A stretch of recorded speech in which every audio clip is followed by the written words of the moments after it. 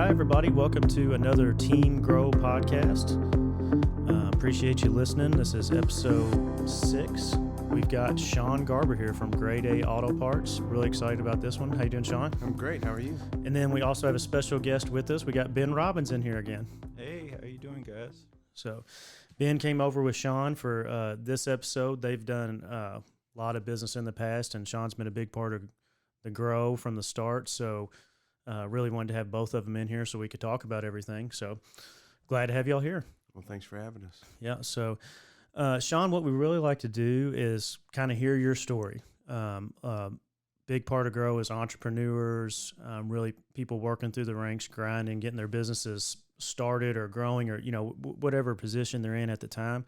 And we really like to hear about your story and how you got started, and the good, the bad, the ugly, all that type of stuff. So I was born and raised in Fort Wayne, Indiana, and not a good place to be right this minute because it's cold and it's gray and it's snowy. Flat. It's flat, right? And it's real flat. Real flat. But it was a good place to grow up. It really was. And my father worked in the scrap metal business. Okay. And he actually worked for someone who was a family member, but we were non-equity family members. Okay. So I always say I learned a title that you never want to have in life. Right? They used to say you're just like family. That's a title you never want to have. You either are family or you aren't family, but you don't want to be just like family. Just like family. Okay. That's a good one. Makes a lot of sense. So I grew up in Fort Wayne, and my father expected me to start working it as soon as I could. So by 15, 16 years old, I was out there painting and working and buying aluminum cans and doing all the things, not because I thought that as a career. I just needed to make some money. Okay. And figure out what my next steps were. So worked there all through high school.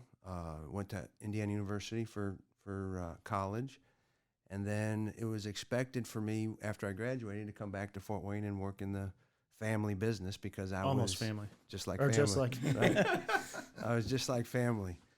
So I graduated in 1989. Came to work it was a very large, privately held scrap metal business. Actually, the largest privately held scrap metal business in the country, and it was a great training ground. And early on, I'll never forget, they sent me to a seminar by Tom Peters. I don't know if you've ever heard. I've heard that name. Yeah. So he's been a consultant. He's been like in a consultant or these motivational coaches for a long, long time. Probably one of the first. Okay.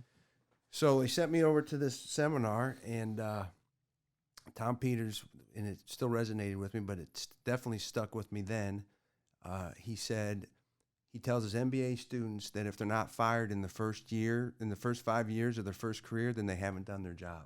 Oh, wow. Right? And his message was, if you're not pushing that organization to a point where you ruffle some feathers, you aren't pushing yourself to be better. Wow. So that really did, and for me, I was a natural rebellious person. If you told me red, I wanted to go find blue. If you told me green, I wanted to find some other color. That's me. Right. Yeah. So, he said that, and I thought that, what a great idea. And I had no money, and I was hungry for money, and I had met my wife at IU. So I was soon to be engaged after I started working, and I had to figure out what my course was. We actually laughed because several years ago, my boys were asking. I have two grown boys now. They're 25 and 27, and they were talking about, well, how did you start, this and that. And I was going through an old jewelry box, and I found my bank statement from 2 days before Lisa and I were married, and I had $235 to my name. Wow. And I told them, and their mother had $2,000. Okay. She had $2,000, and she had $2,000 in credit card debt. Okay. And she said to me, so and the honeymoon was going to cost $2,000. So she said, do you want me to pay the $2,000 credit card, or should we use the $2,000 to go on the honeymoon? And I said, sweetheart, if I can't figure out how to pay off that $2,000, then you married the wrong guy. Right. So we took the $2,000, we went on the honeymoon, and we started from there. So literally we had no money. So you had completely skipped the family business after Nope. school? I went Okay. into it. Oh, you went into Yep. that. Okay, that was the largest scrap holder. Yep. Okay. So they hired me. They hired me in, and I'll never forget that when they interviewed me, they said, and this is in 1989, and at that time when you were leaving college, you're out of college, someone that was making a ton of money would make $30,000, and most of us were making between 20 and 22,000. So they said, "How much you think we should start you at?" I said, "Well, how about 24,000?" And they said, "Well, we start all of our management trainees at 25,000." Right? So I thought, wow. $25,000, and I learned a really valuable point at that place. Never negotiate against myself. Right? They asked me. I said 24. I should have said, well, what am I worth? So I started at 25, and we went from there. And my wife had a job as well, and everything she made we saved, and we lived on what I was making. And it was a great training ground for me to learn the business. And this was a $1 billion business, so they was very corporate. There was a lot of fundamentals. It was a great spot to be in to learn. And I took Tom Peters' advice, and I worked really hard. I took his advice too, but I didn't know I was taking it. Right. And I worked really hard, and they sent me to a place in Marion, Indiana, to build a scrapyard for them. And I was 24, 25 years old. Didn't know anything what I was doing, and learned the hard way, which I do believe the school of hard knocks is the best way to learn. For sure. And and I just kept being very aggressive in my nature, and it was being rewarded, it was being noticed, and I did know because I was just like family, I had to work 3 times as hard to be just considered like anybody else, right? Because I had that, and that was fine. So I got on a management team with people that were probably 20 years older than I was. And they took me out after we finished the Marion project. They took me and put me in charge of corporate marketing, and I had a lot of much older people working for me, and again was really aggressive, and to the point where I was alienating a lot of people around me, unknowingly alienating them, because the structure that I was in, as opposed to saying, "Sean, settle down," or "do this or do that," it was just That's just Sean. right? Or they weren't going to deal with confrontation, right? So they would just kind of let you go. And I ended up 7 years into it. I was called into the office, and at that time I was working for my cousin. I was called in and to him and to one of the executive VPs, and they said, "The road stops here." I said, "What?" I said, "Well, you've basically pissed off everybody, and no one wants to work with you, and blah blah blah blah blah." So that was it, and so I tried. And again, you have to figure out what happened and why did that happen. So immediately, most people will blame others, but when I look back on it, I owned at least 50% of it. I probably owned more of it. Okay. But the thing that didn't happen was that I was not mentored in a way that should have said, "Young man, look, you're aggravating people, you're pissing people, go in this direction, that'll help you out." So I followed it took me 2 more years than what Tom Peters expected. He wanted 5, it took me 7 to get fired. All right, ended up coming down to, I was hired by a scrap company down here in Louisville, Kentucky called Industrial Service of America. It was a small publicly traded company. And once again, just, when I was looking for my next job, it had to be south of Fort Wayne, because I was not going to go north. It didn't matter how much money I was going to be offered. I had to get out of that type of climate. Okay. So we came to Louisville, and again got aggressive. There was the founder and chairman of the company was in his 70s, and he represented to me that he was looking for a successor. His family didn't really want to do it, so that was exciting. I always wanted to have some sort of equity. I wouldn't say I was born to be an entrepreneur, but after looking at my path, I probably was born to be an entrepreneur. Okay. So I always wanted to have something that I could call my own, and he seemed to represent that to me. And early on, because of the success we were having, he made me president of the company by like 29, 30 years old. And this was during the .com era when everybody thought that anyone, the head of a public company, should be in their late 20s or early 30s. So I fit right into that. Okay. So that was during, also, if you ever saw the movie Wolf of Wall Street, that's what it was like. So we actually had an office in Trump Tower. I met Donald Trump at one point during that time. And I've never watched The Wolf of Wall Street because I lived that, not quite as bad as they were doing, but that's how it was, really. And it was a crazy time, and it was a lot of fun. And we were growing the business, and once again, as we were growing the business, my cousins who had fired me a couple years earlier had come back to me because we were a public company, and they felt that that the way that we had separated was not the right way, and they could have done a better job, and I certainly felt I could have done a better job. So they came to me and they said, well, look, we're this multi-billion-dollar company. We'd like to go public. What if we just use what you're doing and reverse into that, and we create this much bigger company? And it was actually a phenomenal idea. So combining the two? Yeah. Okay. So, and they were going to we were a much smaller company, but we were public, so we were going to reverse this company into our company, and that would have been a multi-billion-dollar company. And a phenomenal deal, but the chairman at that time did not want to release control. So once again, there was this roadblock, a stop. We're not going to let you push as hard as you can push. So, and that was really what I felt at the company in Fort Wayne. I felt that there was always, someone was holding me back. Okay, so the chairman at the new company was stopping the. Yeah. Okay. He didn't want to do that deal, even though he said he wanted to do the deal. We got right to the 11th hour, and he pulled out. And then he came back to us again and said, "All right, I know we should do it. Let's do it again." We did it again, right to the 11th hour. Cold feet.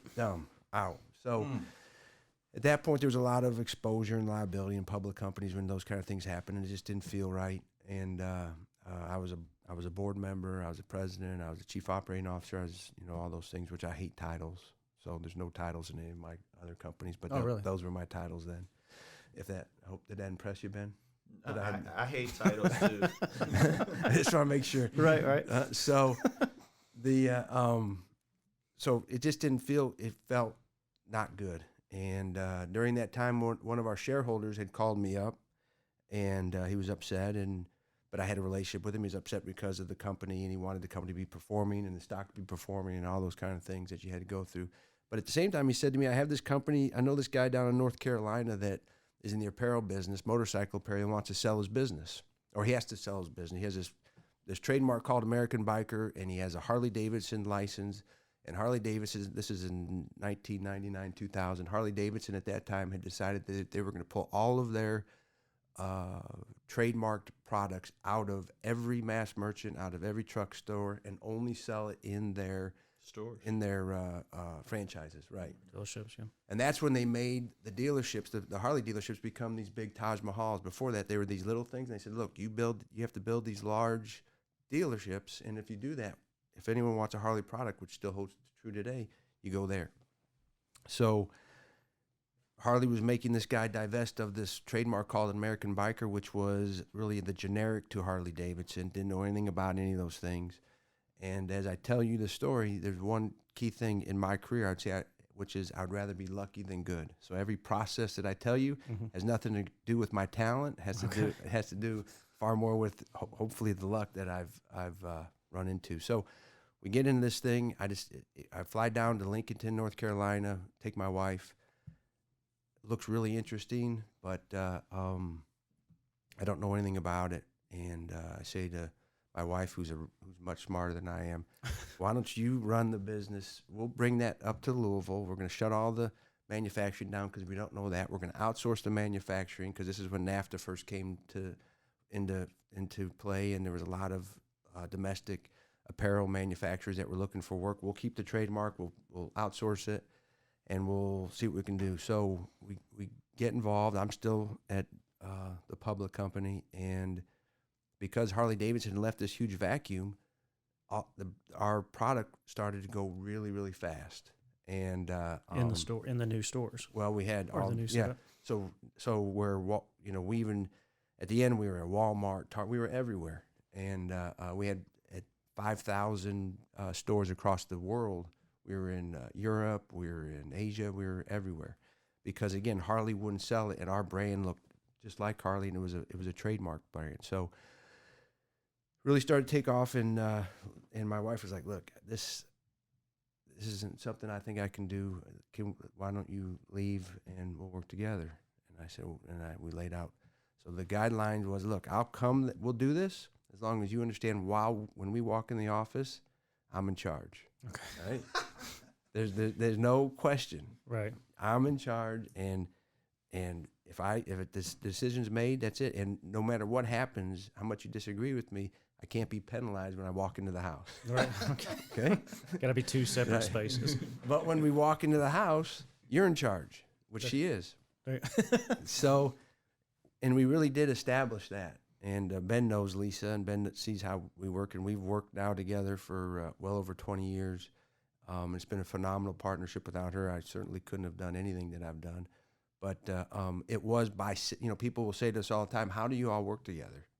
As husband and wife. And really, it's because at the very beginning, we established the guidelines. And they weren't just like, okay, they were real. It was, this is how it has to be. We're not going to sit here and get into these arguments. If it comes down to it, that's how it has to be. So we... Clear boundaries. Yeah. That's what you really need. Exactly. So we got it. So we got into that business. I left the public company.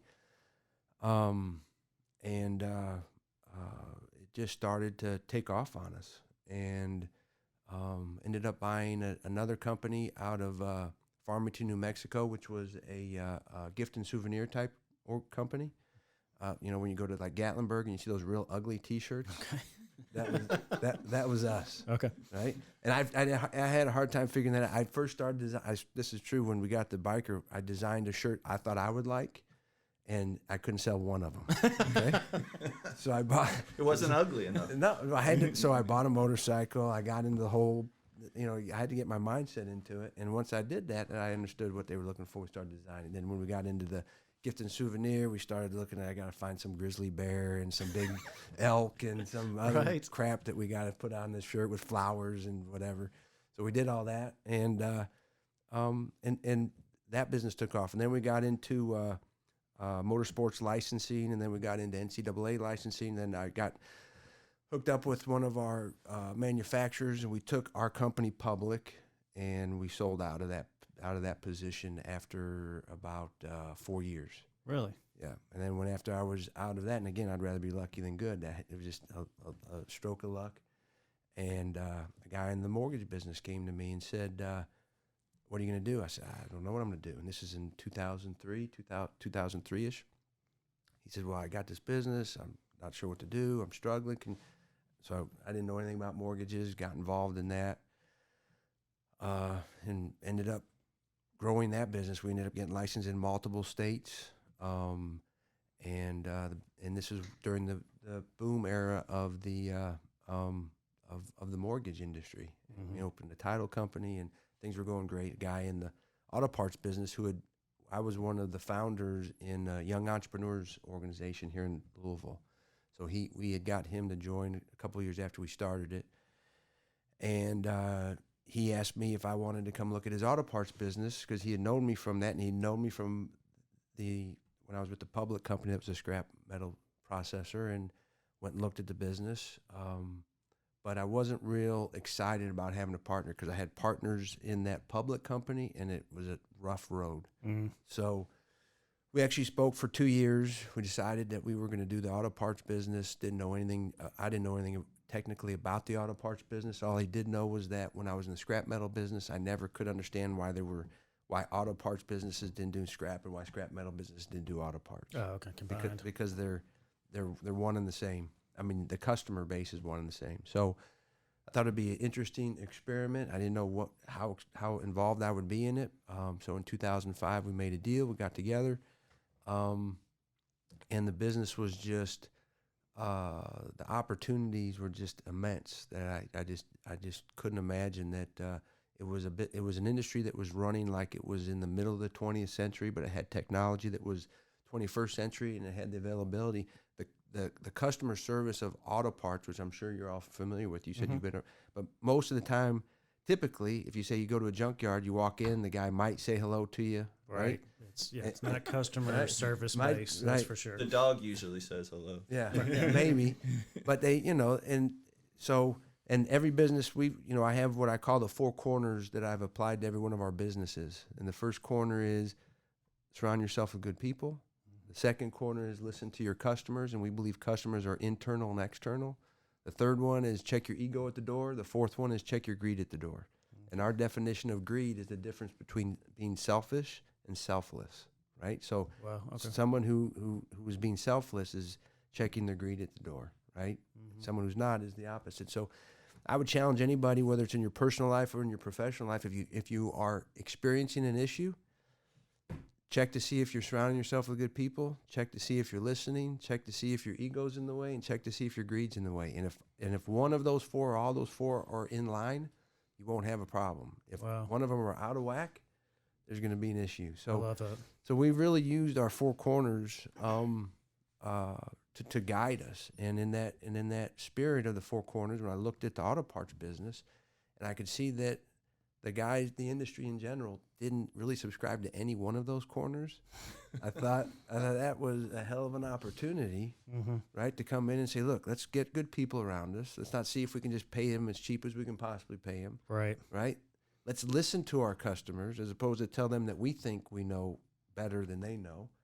Let's check our ego at the door, so when the customer tells us we made a mistake, let's fix it, right? And let's check our greed at the door. So if there's something that we need to do above and beyond, whether it be for our employees or for our customers or for our vendors, let's make sure we do that. So we really did apply that, and we continue to apply that. It's an every day, ever going process. I'll give you an example of how good their service is. We had one of our. I'm Ben Robbins. I'm a builder, and one of the guys that works for us blew up his engine. I don't know if you know this, Sean, but you guys replaced the engine. Then he took it and he blew it up again. And Sean stood Vernon? behind. Yeah, Vernon. Of course. Yeah. Yeah. I know. I yes, sir. And Sean, he went to pick up the truck. Vernon had locked the keys in the truck, all sorts of stuff. And he helped us. When we were in situations, he got the truck, they replaced the engine again. Just incredible service. Good businesses that have great service.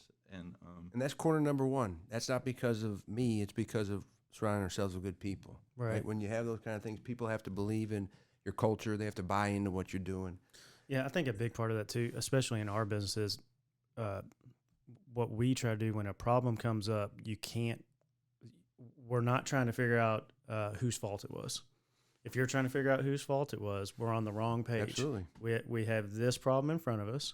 If you were in their seat, what is the best outcome from here on? Right. Make that happen, and the rest will always sort itself out. And when you try to do that, the one thing you run into, which is corner number 3, are egos. Right. Because it has to be somebody's fault. Right. So my position is, anybody in the company, if you're looking to point the blame, it's my fault.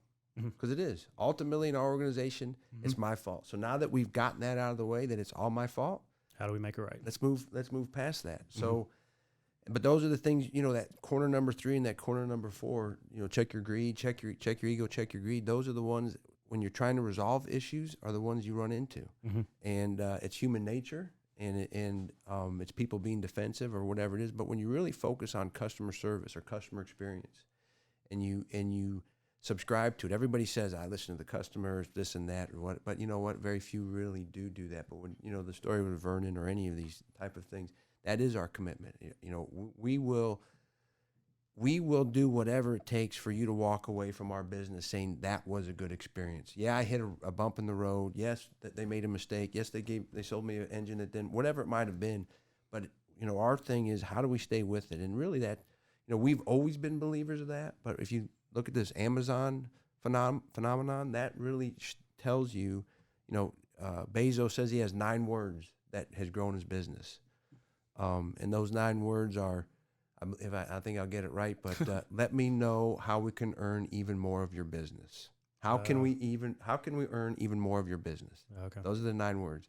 And when they sit there in meetings, they sit at a conference table, and there's always one room empty. There's always one chair empty. That chair empty is the customer, right? Okay. And even to this day, they do that. So when you think of customer experience, and that we push those stories and talk those things, but that really is, particularly in the industry we are in, or that where the customer service level has really been minimal until just recent. It's a huge opportunity. So because I saw that opportunity, I just got into it, all the way. And interesting enough, someone in 2006 came to me, wanted to buy the mortgage company. I didn't want to sell the mortgage company. And he gave me the price that I wanted. And Wow. interesting enough, I was going to the closing. I was with my attorney, and he said, "Look, when we go into the close this thing, there's going to be a couple points we're going to have to negotiate on." I said, "I'm not negotiating one point." I've never said that before or since, right? Because I didn't want the deal to go down. Deal went down, and in 2007, the mortgage market, as we know, crashed. So we got people say, "Man, you were so smart. You sold it at the right time." Had nothing to do with my skill set, believe me. Okay. Had to do with just simply being at the right place at the right time. So got into that. We ended up partnering up with and buying a facility in Shepherdsville. Okay. It's called Amen Auto Parts, which is there. And then we've have another facility that we purchased up in Dayton, Ohio, which is Grade A Auto Parts of Dayton. And then we have another facility in Kansas City, Missouri, which is called All-in-One Auto Parts. Then we have sales offices in Ohio and Tennessee and Florida. So we continue to grow our footprint. And again, I've never, ever wanted to be the biggest. That's not what we're trying to do, but we definitely strive to be the best. So when you say like a sales office, is that like receiving parts and selling that people in that area are requesting, or? It's a sales office, so we're handling customers, but we're handling customers nationwide. Oh, okay. So those can ship. Okay. Yep. And then we can drop ship or direct ship or do whatever. So really, our processing, our facilities are in Dayton, and 2 in Kentucky, and 1 in we actually have 2 in Kansas City, and So Sean, let me ask you a question. So could you walk people, because a lot of this business, but like a lot of people don't. Like if I brought you Vernon's junk car, yep. Walk me through what you guys do with it. So we try to do soup to nuts. So if you have scrap, we also not only we're in the auto parts, but we're in the scrap metal business. So if you have a scrap vehicle, we can take that and we can buy it from you, right? You bring it to us, we get your VIN number, we verify all the things we need to verify that obviously we don't want any stolen items, and which has been an issue in the past. Go through that whole process, and we can buy that vehicle from you. In addition to that, we have a self-serve side of our business, auto parts, and we have a full-serve side of our business. So the self-serve, you can come out and you can pick your own part if you choose, or you can come to our $50 day, and for $50, you can, as much as you can carry, you can have, which I know. Been there, done that. Right.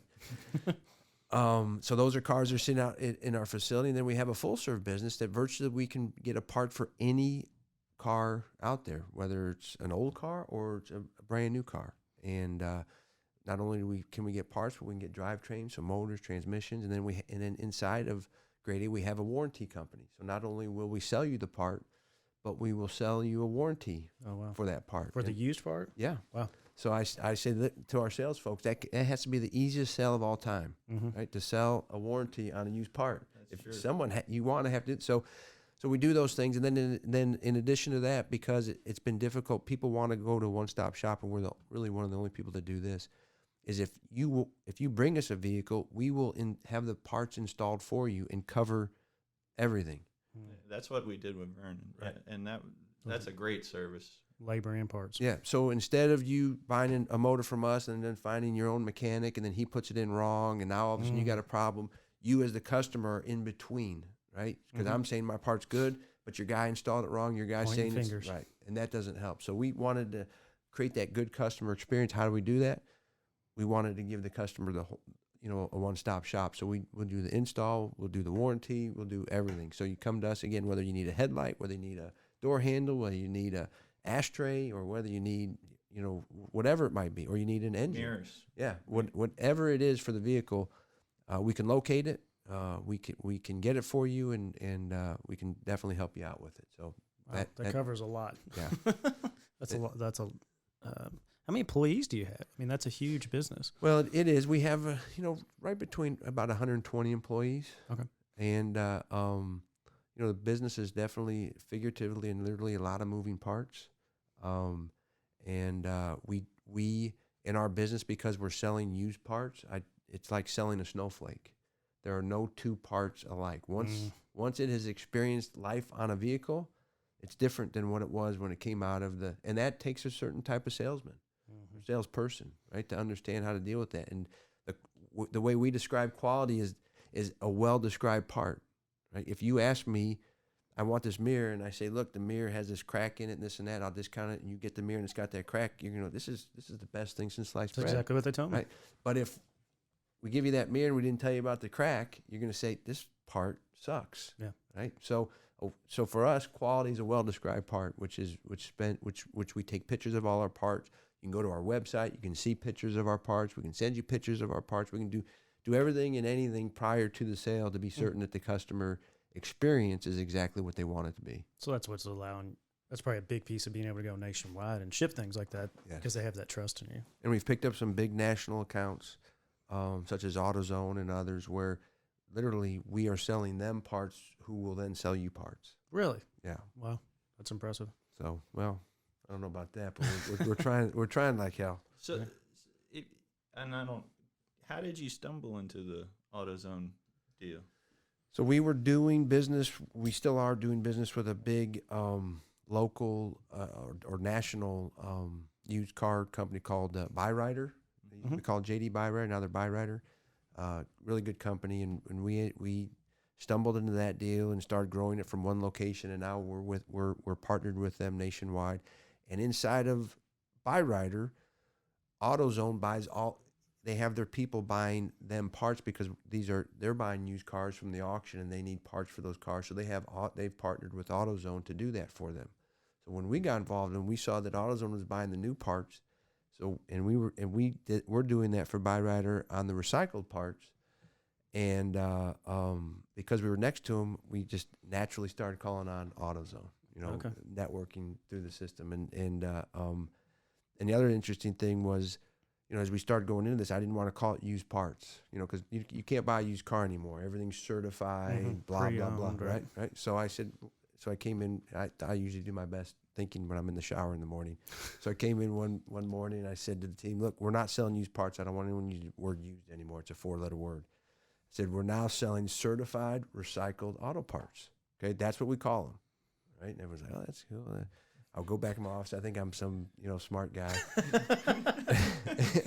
And one of the guys walks in my office and said, you figured this thing out. I said, what do you think? He said, yeah, that's great. Certified Recycled Auto Parts. I said, yeah. He said, did you look at the acronym for that? I said, what is it? He said, it's CRAP.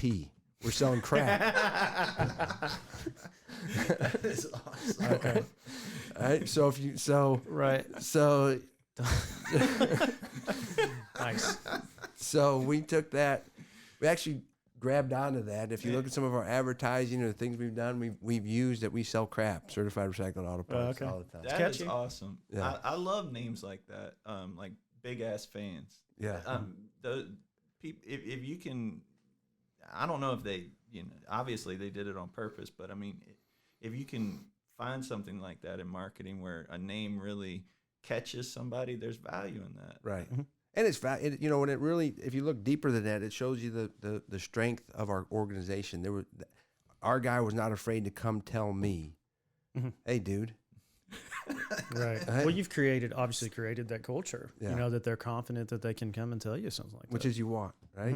I think I'm walking out like a peacock with my feathers all up, and I go to my office and this guy comes, hey, look, dude, CRAP. That's what you came up with. Who was that? Who told you? Brian Carter. You know Brian? Yeah. That's awesome. Yeah. So I heard you mention networking in there. Yes. As far as getting over to, and of course that's why we've got you here with the, the Grow networking and everything. And we really like to hear about, members like yourself and what Grow's done for you, and I guess kind of your networking journey and how you got to grow and how it's different for you. Well, if you heard the whole story, I mean, basically my whole story is networking, right? From, going from Fort Wayne to Louisville, and the different processes that I've taken, and getting into the apparel business, that was networking. Getting into the mortgage business, that was networking. Getting into the auto parts business, that was networking. So everything that we do is based on networking. We believe that relationships are vitally important, and the best relationship is a personal relationship. So when Ben came to me with Grow and talked to us about it, that was, that's our language. Okay. We really believe in that kind of thing, and we believe in creating good partnerships and good relationships, so that not only can we grow our business, but we can be a part of other people growing their businesses, and that's what we like. So Grow is a phenomenal opportunity for people to do that type of thing.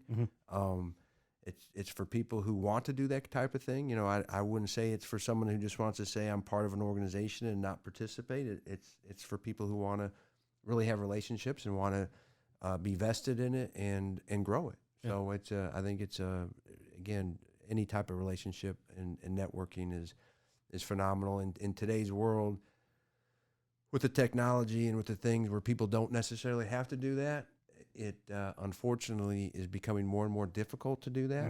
But this type of venue and this type of opportunity really does demonstrate how important it is. I was reading Mark Cuban's piece in the paper, I think it was today, and he was just talking about America 2.0 and that the new America will be after COVID, basically. Everything's gonna be on, online, meetings. Yeah. And I just wonder, Sean, like that apparel deal that came across. I don't know how it came about, but there's some things that happen before and after a business meeting that's face to face, that sometimes I think the real business happens after the meeting. Sure. Whether you go out for drinks or if you go to Cincinnati and you're hanging out with somebody, there's value in face to face, and it's hard to quantify sometimes. I think it's tragic when people think that's if that's 2.0. I think if 2.0 was that we sit there in our offices and Zoom and this and that, I think that's like anything. One of my mentors once told me that, and I won't use the exact terminology that he used, but one of my mentors told me one of the things the world needs less of is an effing know-it-all. Okay, right. So right now everybody's an effing know-it-all. Right? Everybody knows. Right, the Cuban knows. Right, everything's going to be 2.0. No one's going to do this. Well, that's an easy thing to say. I think it's a dangerous thing to say. Right, it's illegal to go into it's his opinion, and I respect his opinion, but you can't go into a theater and yell fire because it causes problems. Some of the things that are said are just, fear-mongering. Yeah, fear-mongering, and I think to some degree, particularly if you're a leader, I think it's irresponsible because it creates things that we may not want to have. But I think that it's easy to say that. I'm an eternal optimist, and I believe that people need human contact ultimately. For sure. And I believe that, yes, maybe that will happen for a period of time, but I think ultimately over a period of time, people want to be together, and people will, and yes, there'll be that section or group of people that will never want to leave their homes again and do that. But I think in from a positive perspective, I think that people will still network, and I think people will still shake hands and and go to dinner together and go to concerts together and do all those things and create the opportunities out there. It's going to probably take more time than I personally would want it to take, but I think we'll get back there. Yeah, and it's the end part, like you were saying, after the meeting. It's just whoever you're working with or you're negotiating, they become a real person. Right. You find out about their kids or their wife, or maybe there's something they're struggling with, and then later on when you have to make a tough decision, in that relationship, they're a real person, not just a number on a spreadsheet. And that's the relationship. Right. And that's the networking. I mean, really, it's very hard to network over a computer screen. Yep. Right? It's very easy for them to just turn into a number. Right, because you can turn them off. Yep.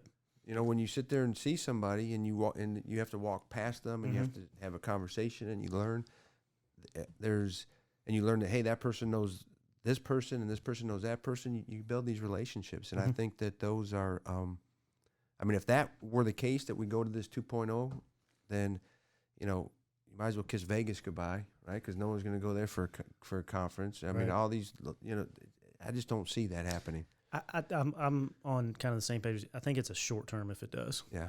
I could see kind of the fear or taking a minute for everybody to kind of spread back out and feel comfortable with things.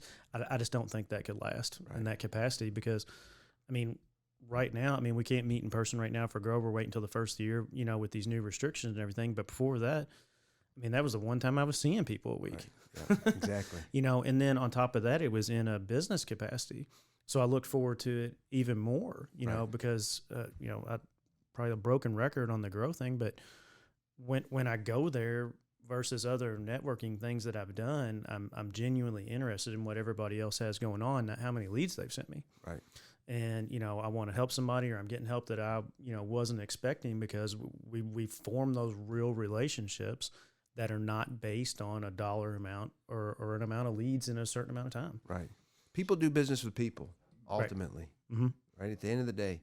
And you still want to be, you still want to feel important as a customer, right? You want to be valued. And it's very hard to feel valued when you're just ordering online and you're not talking to anybody. And you might feel great that, hey, I got it exactly when I got it. But if you say to that person, well, I'm going to buy, you know, if I go to Ben and I say, Ben, let's do a deal and I'm going to buy, he wants to sell me 4 and I want to buy 12.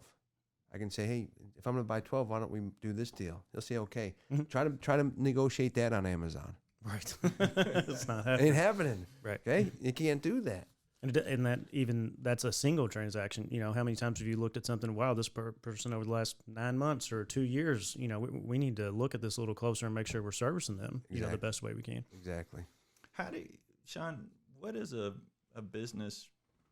Where do you think for me, a lot of times the line is blurred with friends and business relationships. And I use the term friends, but, you know, I consider you a friend. And I think for entrepreneurs, I think that you can relate. Like I can relate to you, you can relate to me. I think, and you want to work with people like that. And I don't know if it's small business or, you know, helping small business, but, you know, with Amazon, the Amazon and the phone, they put so many of us small business owners out of business, and I'm just thankful every day that I am a small business owner, because for me, I'm exactly like you. Like, I don't like being told what to do. I like being my own boss, and I'd make almost nothing to keep my my own decision making powers. Right. And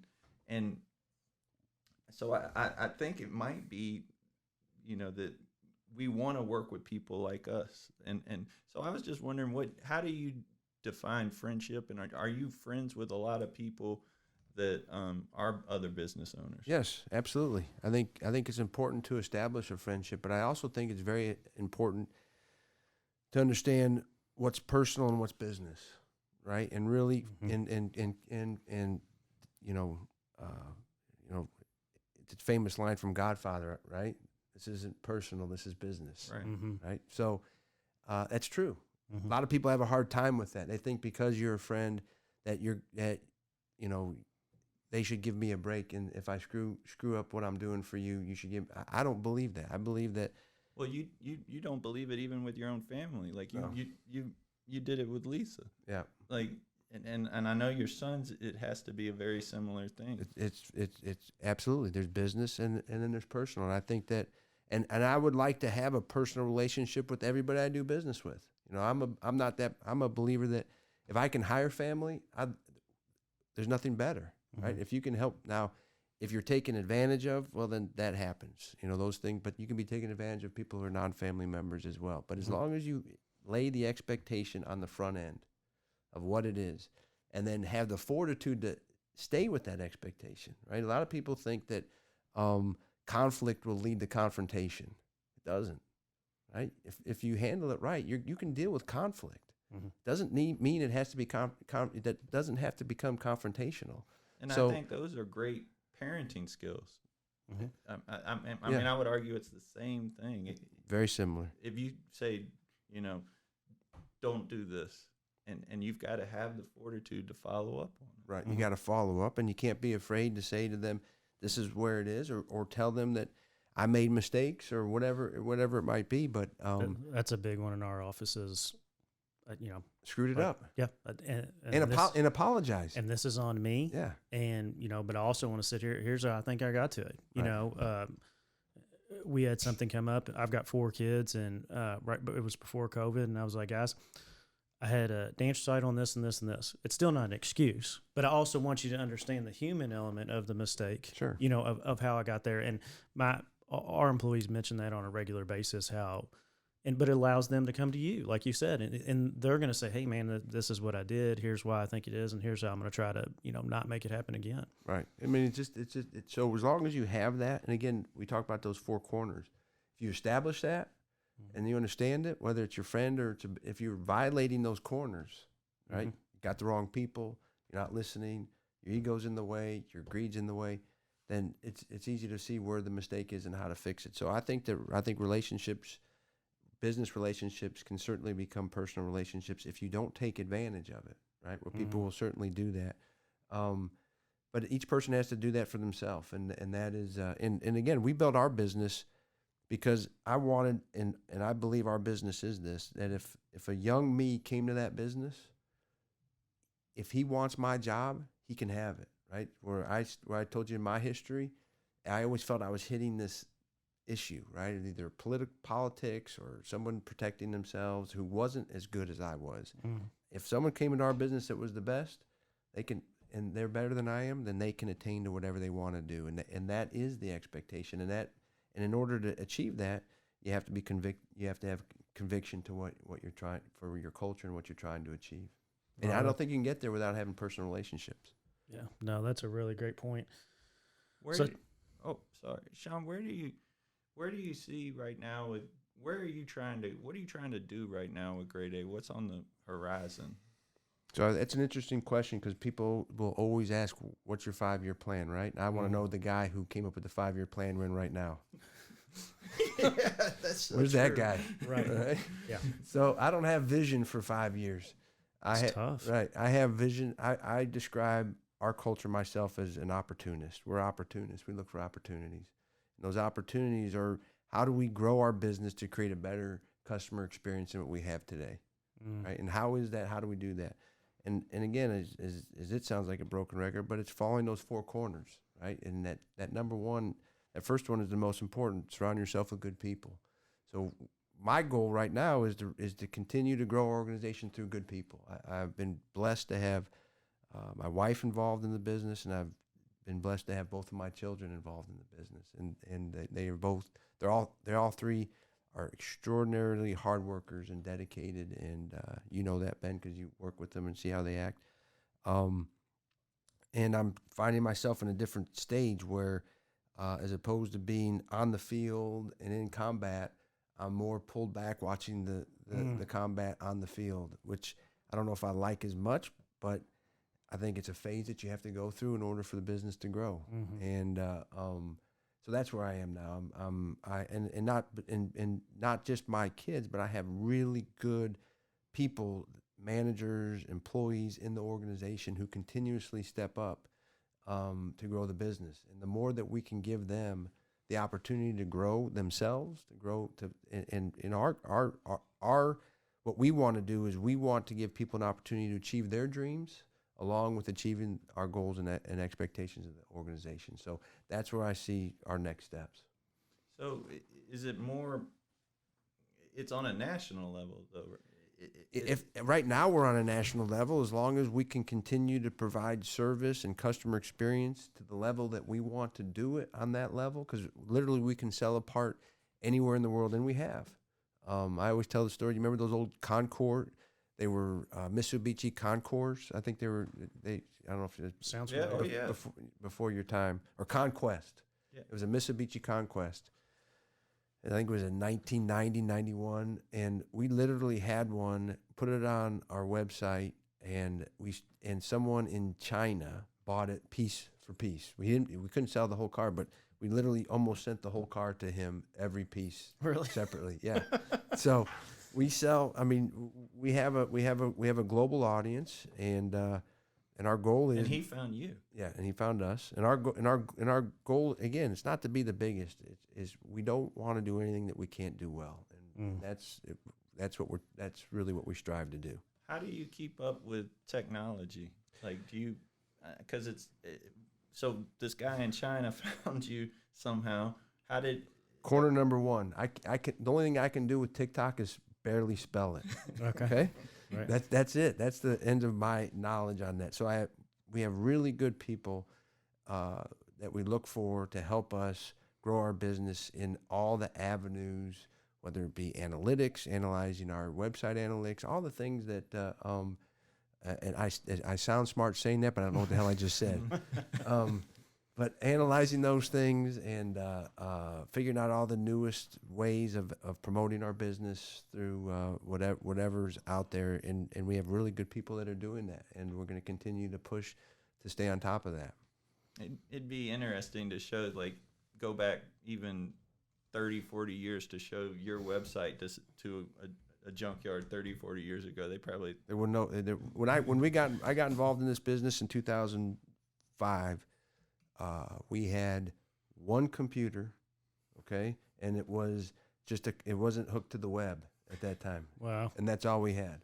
So no cell phones, no nothing, and now if alternator from that Mitsubishi, when you pull that part out, you wash it, you take a picture of it, you write a description on it. And we can find an interchange. If we can't find that exact alternator, there's other cars that interchange with that we can get you the same part. And all that stuff happens, through our technology. And anybody that wants to check out our website, you can go to gradeAautoparts.com.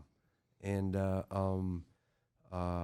it'll tell you everything about us. It'll tell you about our culture. You can find any part that you're needing. You can have someone contact you. You can see our phone numbers and anything and everything that you want. I won't be as bold as some of these attorneys and car dealers to give out my cell phone, because I don't think anybody wants to bother me, because I'm not the smartest guy in the room. Okay. The guys on the website that handle all those things are far more superior and can help out and make and Are there any job opportunities there? Tremendous, and those are all posted. One of the things that human resource side of our business has been very challenging as far as I bet.